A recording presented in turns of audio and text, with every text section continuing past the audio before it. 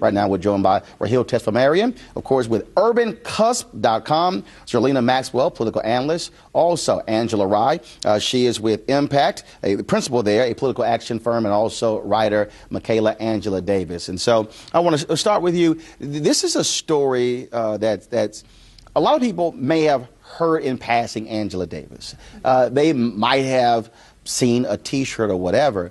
But when I saw the documentary in New York at the Schomburg, it was a screening. There were so many things that folks really did not know. And I want to start with Michaela because Michaela, you moderate the Q&A afterwards. And one of the things, and you know, Angela Davis made it clear she was a communist. What was interesting about this story, this really was a worldwide issue. This was not Black America. Yes, and that was what was so powerful, because so many of us think Angela Davis was part of the Black Panther Party. First of all, she wasn't. Right. But then we also didn't see the global impact of people in Russia and China and Germany supporting her, standing up for her, selling out Madison Square Garden. That was completely cut out of my history of Angela, and I sought out to figure her out, right? For obvious reasons. I'm not her daughter. Like, I got that straight too. But what was so powerful was the litany of voices, like the white farmer that paid for her bail. You know, this is what justice looks like. Like, it was global, and she was loved and supported globally, and we've never seen a Black woman elevated like that, revered like that, loved like that by the world. And it was that story was suppressed, and that's why this documentary is critical. Yeah, I think another thing is, I don't know if we've ever seen a Black woman seen as a threat in that way. I mean, for me to see then Governor Reagan and President Nixon talking about her, the FBI looking for her, what does it mean for today to raise a generation of young women that see themselves as political threats, intellectual threats, activist threats, and not much of what we're seeing in the mainstream media, where they're not much of a threat at all? My dad is a longtime community organizer, and he had the choice to name me, and I was named after Angela Davis. And I think that for me, what's been very tough just growing up is, I haven't seen the documentary, but the way in which she's discussed and talked about in mainstream media is like she's a threat, and it is like it's very negative, as opposed to in my household where she was a leader. She was a champion for our rights and for women. Well, I want y'all to speak on this issue, because when you talked about that issue of threat, I spoke to the folks at NSBE, National Society of Black Engineers, and I called the speech, "It's time for 21st century Black revolutionaries."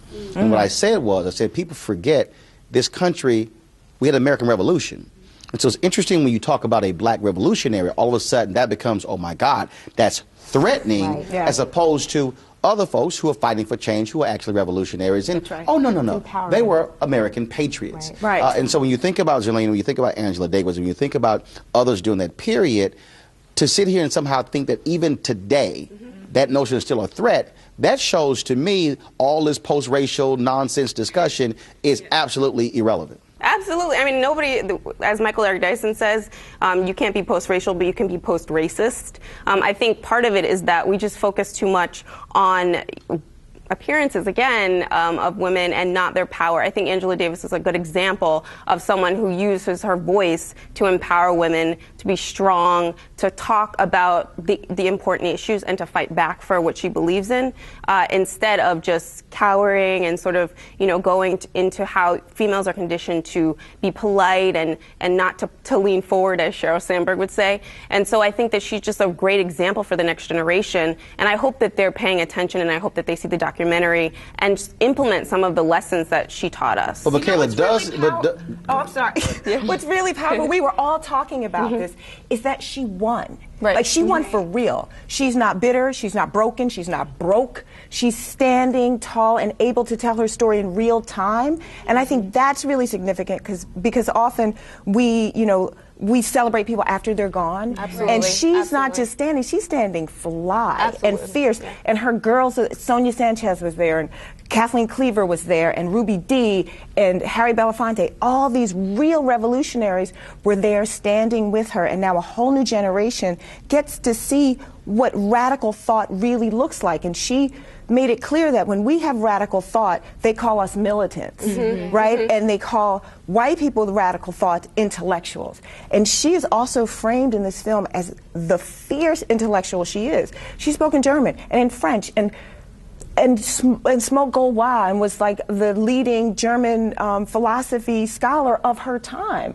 And no one has told us that story. We've seen the story of the Afro. Rahiel, when you think about Angela Davis, when you think about the director Sheila Lynch, she also did Shirley Chisholm. Piece on Shirley Chisholm. Do you believe, though, that this generation understands those powerful women, or do they think in terms that in present day Beyonce is powerful? I think they're both described as icons, Angela Davis and Beyonce. They're iconic for different reasons, though. And one thing we were talking about before the segment is just what does it mean to be iconic, because everything you do is to uplift the whole, to uplift the community. Right. The difference I would make between, say, a Beyonce and Angela Davis is that one uses entertainment for individual purposes. She, at the end of the day, is making money, and she's building an empire for her and her family.